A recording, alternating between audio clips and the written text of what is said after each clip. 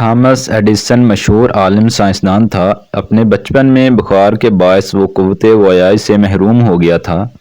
جب وہ چھوٹا بچہ تھا تو ایک دن وہ اسکول سے آیا اور ایک ضرب مہر لفافہ اپنے والدہ کو دیا کہ استاد نے دیا ہے کہ اپنی ماں کو دے دو۔ ماں نے کھول کر پڑھا اور اس کی آنکھوں میں آنسو آ گئے۔ پھر اس نے بآواز بلند پڑھا، تمہارا بیٹا ایک جینیس ہے، یہ اسکول اس کے لیے بہت چھوٹا ہے اور یہاں اتنے اچھے استاد نہیں کہ اسے پڑھا سکیں، سو آپ اسے خود ہی پڑھائیں۔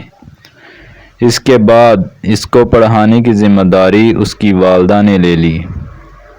سالوں بعد جب تھامس ایڈیسن ایک سائنسدان کے طور پر مشہور عالم ہو گیا تھا اور اس کی والدہ وفات پا چکی تھی تو وہ اپنے خاندان کے پرانے کاغذات میں کچھ ڈھونڈ رہا تھا کہ اسے وہی ملا۔